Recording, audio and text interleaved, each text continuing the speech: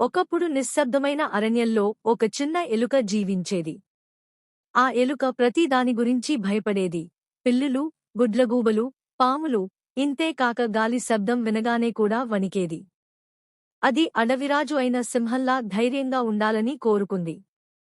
ఒకరోజు దేవాలయం దగ్గర తిరుగుతుంటే ఆ ఎలుకకు ఒక జ్ఞానవంతుడైన మహర్షి ఎదురయ్యాడు.